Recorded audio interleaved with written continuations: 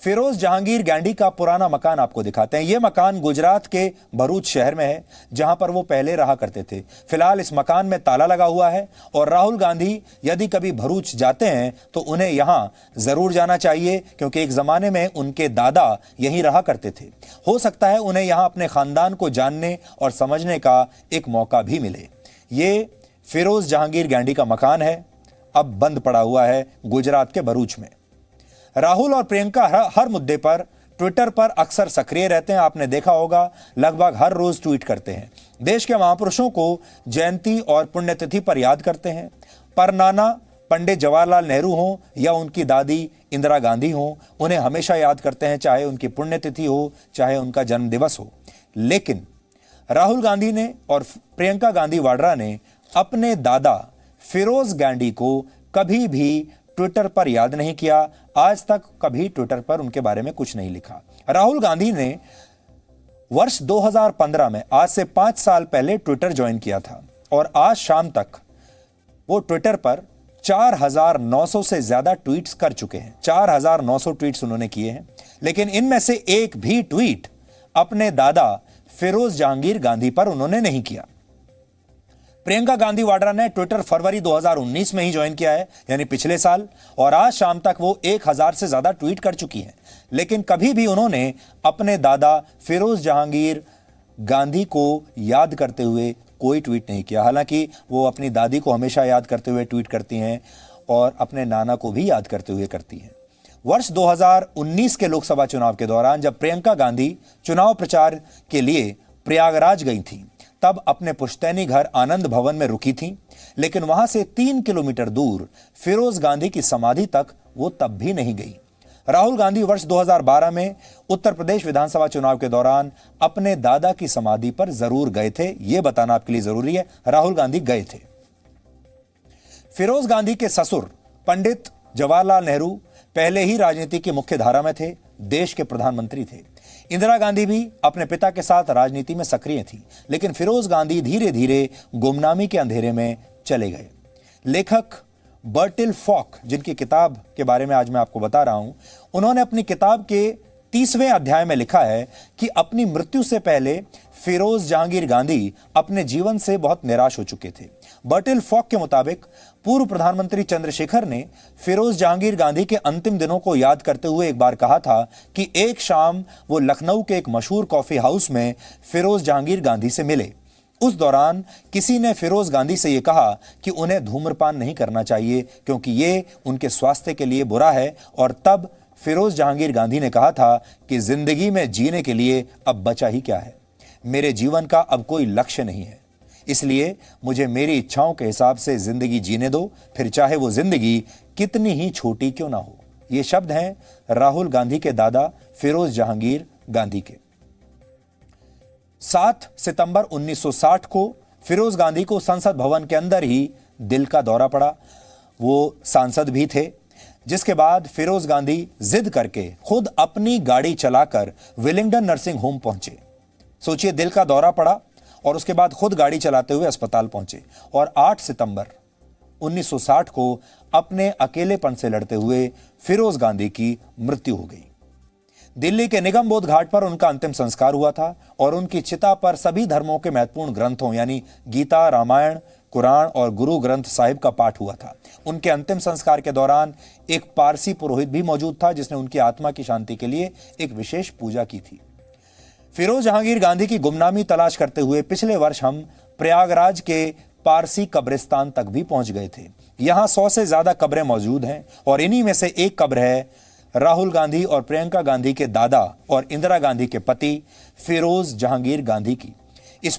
इससे पहले आपने कभी भी किसी भी न्यूज चैनल पर गांधी वंश के असली संस्थापक फिरोज जहांगीर गांधी की कब्र नहीं देखी होगी, क्योंकि उसके बारे में कोई बात ही नहीं करता।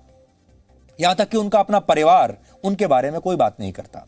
आज हम आपको उसी रिपोर्टिंग का एक अंश फिर से दिखाना चाहते हैं, जिसे देखकर आप समझ जाएंगे कैसे राजनीतिक हितों की खातिर फिरोज जहांगीर गांधी को जीते जी और फिर उनकी मृत्यु के बाद भी गुमनामी के अंधेरे में पहुंचा दिया गया।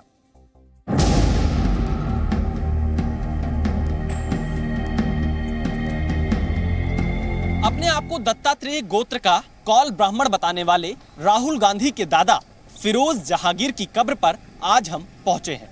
फिरोज जहांगीर की यह कब्र प्रयागराज के ममफोर्डगंज इलाके में मौजूद है, जिसे फिलहाल गांधी परिवार भुला चुका है। आज हम जनेऊधारी राहुल गांधी को उनके पूर्वजों की याद दिलाएंगे। ये एक पारसी कब्रिस्तान है जहां 100 से ज्यादा पारसी कब्रें हैं और उन्हीं में से एक कब्र है फिरोज जहांगीर गांधी की। जी न्यूज की टीम जब इस कब्रिस्तान में पहुंची तो इस कब्र पर सफाई का काम शुरू हो गया।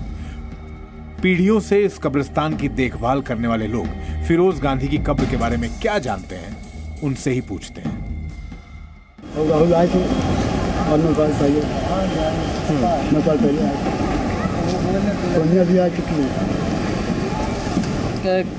अक्सर आते हैं, हमेशा आते हैं? हमेशा नहीं आते हैं, दफा हो जाती मैं आते नहीं, इलाहाबाद में आते हैं, मैं आते नहीं। और परिवार के लोग हैं सब, जैसे कि जिनकी कब्रें हैं यहाँ पे सब आते हैं, फूल चढ़ाते हैं। कभी पुण्यतिथि या जन्मतिथि पर आते हैं सोनिया राहुल यहाँ पर? नहीं सर, हमारे ज्ञान में तो नहीं आए हैं। ये कांग्रेस कमेटी वाले आते हैं, अपना उनके पुण्यतिथि और जन्मतिथि पे फूल चढ़ाते हैं। प्रयागराज के स्थानीय लोगों के मन में भी ये सवाल है कि गांधी परिवार के लोग फिरोज जहांगीर गांधी की कब्र को क्यों भूल गए। हम लोग क्लास 8 स्टैंडर्ड में थे, तब उनको हम लोग फर्स्ट टाइम और लास्ट टाइम वहाँ पर देखा हुआ है। राहुल गांधी या सोनिया गांधी हिंदू ही चाहते हो कि मैं हिंदू हूँ, इसलिए वो अपने बाबा के मजार पे नहीं आना चाहते, और कोई दूसरा उद्देश्य नहीं उनका, कहीं मैं फारसी ना हो जाऊँ। यहाँ मतलब जो है आने में उनको शर्म आती है, ये अपने पूर्वजों को भूल गए हैं। प्रयागराज में हमारी मुलाकात पंडित मदन लाल शर्मा से हुई। ये कश्मीरी ब्राह्मणों के तीर्थ पुरोहित हैं। उनके पास नेहरू खानदान के हर सदस्य की पूरी जानकारी है। रही श्रीमती इंदिरा गांधी की बात, तो वो जब भी इलाहाबाद प्रयागराज आती थी तो आनंद भवन में ये हमारे जिसकी फोटो हमने दिखाई, ये जिलाधिकारी यहाँ से जो है फरमान जारी होता था, थाना मुट्ठीगंज ये बगल में है, वहाँ से एसओ या एसआई या कांस्टेबल रहते थे, हमारे घर सूचना देते थे कि इंदिरा जी आपको बुलाएंगे आनंद भवन। हम उनके तीर्थ पुरोहित हैं। और जब जब विजय लक्ष्मी पंडित जी का अस्थि आया, उसका भी पूजन हम लोगों ने कराया। राजीव जी का ये आप सामने देख रहे हैं, हाँ, किशन जी कौर उस समय जो है डीआईजी थे दिल्ली में, वो साथ में बैठे हुए हैं। कश्मीरी ब्राह्मणों और नेहरू परिवार के पुरोहित मदन लाल शर्मा ये मानते हैं कि फिरोज गांधी पारसी थे। इस हिसाब से उनके पुत्र राजीव गांधी भी पारसी थे, लेकिन गांधी परिवार हिंदू परंपराओं को मानता है। नहीं, फिरोज गांधी तो फारसी धर्म से ही बिलोंग करते थे। इंदिरा गांधी ने धर्म परिवर्तन करके फिरोज गांधी से अपना निकाह किया, शादी किया। आगे वंशावली चूंकि गांधी परिवार से शुरू हुई ना, जिस दिन इनकी शादी इंदिरा जी की फिरोज गांधी जी के साथ हुई, तो उसी नाम के साथ इनका नाम गांधी से ही जाना जा रहा है। फिरोज गांधी किस धर्म से थे? फारसी धर्म से थे। तो फिर राजीव गांधी क्या हुए? फारसी हुए। अगर एक तरह से देखा जाए तो ये बहस आज तक जारी है कि गांधी वंश को नेहरू वंश कहा जाए या फिरोज जहांगीर वंश कहा जाए। गांधी परिवार पारसी है या फिर हिंदू। प्रयागराज से विशाल पांडे की रिपोर्ट।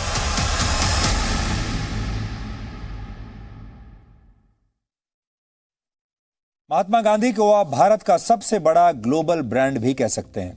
जिन दिनों आजादी के लिए लड़ाई चल रही थी, तब आज की तरह टेलीविजन, मोबाइल फोन्स और इंटरनेट नहीं हुआ करते थे, लेकिन ये गांधी के ब्रांड नेम की ताकत थी कि पूरा देश तब भी उनके पीछे चल पड़ा था और उनके एक बात पर, उनके एक नारे पर हजारों लोग इकट्ठा हो जाते थे। लोग गांधी जी की कई बातों को सच मानते थे और उसे अपने जीवन में अपनाते भी थे। लेकिन महात्मा गांधी की मौत के बाद इस ब्रांड नेम पर एक खास परिवार ने अपना कॉपीराइट करा लिया। ये ठीक वैसे ही है जैसे बड़ी बड़ी कंपनियां अपने ब्रांड नेम का कई बार कॉपीराइट करवाती हैं और कई बार फिर इस ब्रांड नेम को बाकी के लोगों को फ्रेंचाइज बना लेती हैं। इसे फ्रेंचाइजी मॉडल कहते हैं। जब आप किसी और ब्रांड नेम का इस्तेमाल अपने बिजनेस में करते हैं, तो इस मामले में भी आप कह सकते हैं कि गांधी सरनेम जो है उसका फ्रेंचाइजी मॉडल शुरू हो गया। मोहनदास करमचंद गांधी का सरनेम कब और कैसे नेहरू परिवार के पास पहुंच गया, ये भारतीय राजनीति के सबसे बड़े रहस्यों में से एक है। हालांकि इसके बारे में एक कहानी सुनाई जाती है कि महात्मा गांधी ने फिरोज गांधी को अपना दत्तक पुत्र मान लिया था। अपना दत्तक पुत्र मान लिया था यानी महात्मा गांधी ने फिरोज जहांगीर गांधी को गोद ले लिया था। एक कहानी ये भी अक्सर आती रहती है। फिरोज जहांगीर गांधी ने जब जवाहरलाल नेहरू की पुत्री इंदिरा से शादी कर ली तो इंदिरा का सरनेम भी गांधी हो गया। वो पहले इंदिरा नेहरू थी और फिरोज गांधी से विवाह होने के बाद वो इंदिरा गांधी हो गई। लेकिन इस बात का कोई पुराना लिखित प्रमाण नहीं मिलता और हो सकता है कि एक झूठ जिसे जानबूझकर फैलाया गया हो ये वही हो। महात्मा गांधी का सरनेम कैसे फिरोज गांधी से होते हुए नेहरू परिवार तक पहुंच गया, इस बात को समझने के लिए आपको वर्ष 1942 से 1948 तक के 6 वर्षों के बारे में जानना चाहिए। और हम ये 42 से 48 का समय क्यों आपको बता रहे हैं? इसलिए क्योंकि वर्ष 1942 में ही फिरोज जहांगीर गांधी और इंदिरा नेहरू की शादी हुई थी, विवाह हुआ था। और इसके 6 साल बाद 1948 में महात्मा गांधी की हत्या हो गई थी। और इस तथ्य से कुछ सवाल पैदा होते हैं, ये जो 6 वर्ष थे। और सबसे बड़ा सवाल ये पैदा होता है कि क्या महात्मा गांधी को पता था कि फिरोज जहांगीर गांधी ने उनके सरनेम का इस्तेमाल करना शुरू कर दिया है? क्या महात्मा गांधी जानते थे कि फिरोज गांधी अब अपने आप को फिरोज गांधी बताने लगे हैं और उनके जैसी ही स्पेलिंग के साथ गांधी बताने लगे हैं? क्या महात्मा गांधी इस बात को जानते थे? क्या उन्हें यह पता था कि जवाहरलाल नेहरू की बेटी इंदिरा नेहरू ने भी गांधी सरनेम अपने नाम के साथ जोड़ लिया है? और अगर पता था तो क्या उन्हें इस पर आपत्ति थी या इस पर कोई आपत्ति नहीं थी? क्योंकि ये 6 साल का ऐसा समय रहा है जब महात्मा गांधी को ये सब बातें पता रही होंगी और ये बात, इस पर रिसर्च होना चाहिए कि महात्मा गांधी इसके बारे में क्या सोचते थे। वर्ष 1942 से 1948 के बीच इन लोगों की आपस में कई बार मुलाकातें भी हुई होंगी, लेकिन कहीं भी इन सवालों को लेकर कोई तथ्य और कोई सबूत हमें नहीं मिले। हमने काफ़ी आज रिसर्च किया और काफ़ी दस्तावेजों को पढ़ा, किताबों को पढ़ा। इस दौरान इंदिरा गांधी महात्मा गांधी से कई बार मिली और उनके पति वो भी कई बार मिले। और यहां तक कि इंदिरा गांधी, तब राजीव गांधी पैदा हो चुके थे, राजीव गांधी के साथ भी वो महात्मा गांधी से मिलने के लिए गई थी उनकी हत्या से पहले। लेकिन उस दौरान क्या महात्मा गांधी ने कभी कोई आपत्ति की या उन्होंने इसको स्वीकार कर लिया था? ये बात रिसर्च करने वाली है। इन प्रश्नों के उत्तर ढूंढने के दौरान हमें जवाहरलाल नेहरू के सचिव रहे M.O. मथाई की एक पुस्तक मिली। इस पुस्तक का नाम है रेमिनेंसेस ऑफ द नेहरू एज। ये जो पुस्तक है ये वर्ष 1978 में प्रकाशित हुई थी। इस पुस्तक के कुछ हिस्से आपत्तिजनक होने के कारण इन पर एक बार प्रतिबंध भी लग चुका है, यानी इस किताब पर प्रतिबंध लगा दिया गया था। और इसमें फिरोज गांधी के बारे में भी एक पूरा अध्याय है। वो अध्याय आज मैं अपने हाथ में लेकर आया हूं। इस अध्याय में यह लिखा है कि इंदिरा की मां कमला नेहरू और उनके पिता जवाहरलाल नेहरू ये नहीं चाहते थे कि वो फिरोज जहांगीर गांधी से विवाह करें, लेकिन बाद में उन्होंने इसकी अनुमति दे दी। इस पुस्तक में फिरोज और इंदिरा के विवाह में महात्मा गांधी की भूमिका के बारे में कुछ नहीं बताया गया है। तो अगर मैं आपको पढ़कर बताऊं, इसमें कुछ लिखा है फिरोज गांधी के बारे में। यहां पर भी फिरोज गांधी की स्पेलिंग गांधी के साथ ही लिखी हुई है, GANDHI। तो ये कमला नेहरू के बारे में लिखा है, She said that she was profoundly worried about the future of Indira. She expressed her strongest disapproval of the possibility of Indira marrying Firoz Gandhi. She did not consider Firoz Gandhi a stable person, neither did she think that he was in the least qualified to go into any worthwhile profession and support Indira. आगे लिखा है, Kamala turned to Nanu and said, "You heard what he said. Indu will listen to no one except me. I could have guided Indu gently away from Firoz, but my end is near. Jawahar will give no guidance to Indu. She will ultimately be allowed to commit the mistake of her life." यानी वो अपने जीवन की सबसे बड़ी गलती करने जा रही थी। तो फिर इंदिरा प्रियदर्शनी नेहरू कैसे गांधी बन गई? उन्हें तो गांधी होना चाहिए था। उस दौर के इतिहास की किताबों के अनुसार कुछ लोग इस बात से नाराज थे कि कश्मीरी ब्राह्मण की पुत्री यानी जवाहरलाल नेहरू की पुत्री इंदिरा नेहरू एक पारसी लड़के से विवाह कैसे कर सकती है। इसे लेकर देश में काफी नाराजगी थी और कई लोगों ने इस बारे में जवाहरलाल नेहरू और महात्मा गांधी को चिट्ठियां भी लिखी विरोध दर्ज कराते हुए। इसके बाद 8 मार्च 1942 को महात्मा गांधी ने अपनी पत्रिका हरिजन में एक लेख लिखा। उसमें वो लिखते हैं, मुझे बहुत सारे गुस्से और गालियों से भरे हुए पत्र प्राप्त हो रहे हैं। कुछ चिट्ठियां ऐसी थीं जिनमें इंदिरा और फिरोज गांधी की शादी की वजह पूछी जा रही है। फिरोज का अपराध सिर्फ इतना है कि वो पारसी हैं। यहां ध्यान देने वाली बात यह है, महात्मा गांधी हरिजन पत्रिका में लिख रहे हैं कि फिरोज का अपराध सिर्फ इतना है कि वो पारसी है। मैं विवाह के लिए धर्म बदलने के हमेशा खिलाफ रहा हूं। धर्म कोई कपड़ा नहीं है जो अपनी मर्जी से बदल दिया जाए और इस मामले में धर्म को बदलने का कोई सवाल ही पैदा नहीं होता। फिरोज गांधी बहुत लंबे वक्त से नेहरू परिवार के करीब रहे हैं। बीमारी के दिनों में उन्होंने कमला नेहरू की सेवा की है। फिरोज कमला नेहरू के लिए एक बेटे की तरह थे। यह महात्मा गांधी ने हरिजन में लिखा है। इससे एक बात स्पष्ट होती है, महात्मा गांधी ने फिरोज गांधी को गोद नहीं लिया था। दूसरी बात, फिरोज गांधी ने इंदिरा नेहरू से विवाह करने के लिए अपना धर्म परिवर्तन नहीं किया था, ना ही अपना नाम बदला था और ना ही महात्मा गांधी ने उन्हें गोद लिया था। अब यहां नोट करने वाली बात यह है कि कांग्रेस पार्टी के नेता बहुत सारे लोग यह दावा करते हैं कि महात्मा गांधी ने अपना सरनेम देकर फिरोज जहांगीर गांधी को उनका धर्म बदल दिया था। लेकिन महात्मा गांधी के जो लिखित दस्तावेज मिलते हैं उनमें ऐसी कोई बात नहीं है, कोई प्रमाण नहीं है। यह एक विरोधाभास है जिसका कोई स्पष्ट जवाब इतिहास में भी नहीं मिलता।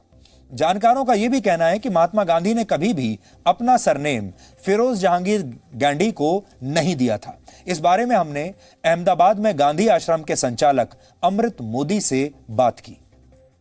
फिरोज गांधी की ओरिजिनल ही उनकी सरनेम गांधी थी, वो गांधी जी ने उनको दी नहीं है। फिरोज गांधी का परिवार सालों से, उनकी पीढ़ियों से गांधी अटक उनकी थी, तो हमारी जो अटक ओरिजिनल होती है उसका उपयोग तो हम करेंगे ना। इंदिरा और फिरोज गांधी का इलाहाबाद में ही परिचय हुआ था। वो दोनों ने तय किया लग्न करने का, तो बाद में वो जवाहरलाल नेहरू के पास बात आई और फिर गांधी जी के पास आई। गांधी जी और फिरोज गांधी का कोई संपर्क उस समय नहीं था। बाद में इंदिरा के द्वारा उनका संपर्क हुआ, इसलिए गांधी जी और उनके बीच में कोई ब्लड रिलेशन या तो पारिवारिक संबंध नहीं था। आप समझते हैं कि पारसी के जो संबंध होते हैं वो गांधी जी तो हिंदू थे। आज हम ये बात जानते हैं कि हमारा आज का ये विश्लेषण देखकर बहुत सारे लोगों को बहुत बुरा लगेगा, बहुत सारे लोगों को ये बात चुभ जाएगी। और जैसा हम हमेशा आपको बताते हैं, सच अक्सर कड़वा होता है, सच सुनने में कई बार अच्छा नहीं लगता, लेकिन सच सच होता है और सच को सुनने की हिम्मत होनी चाहिए। और आज हम ये सच देश के 135 करोड़ लोगों को बताने की हिम्मत कर रहे हैं। 7 दशकों के बाद आज हम आपको बता रहे हैं कि गांधी सरनेम का दुरुपयोग अब इस समय कैसे हो रहा है। और अगर आज महात्मा गांधी जिंदा होते और अपने इस सरनेम को ऐसे इस्तेमाल होते हुए देखते तो उन्हें कैसा लगता, और क्या महात्मा गांधी ने कभी ये कल्पना की थी कि उनके नाम का इस्तेमाल करते हुए एक पूरा की पूरा खानदान इस देश में खड़ा हो जाएगा और लगातार पीढ़ी दर पीढ़ी उनके नाम के साथ इस देश पर शासन करता रहेगा। ऐसा खानदान जिनका महात्मा गांधी से दूर दूर तक कोई लेना देना भी नहीं है, लेकिन नाम गांधी का ही चलता रहेगा। Presenting B News app, available on Google Play and App Store. Download it now.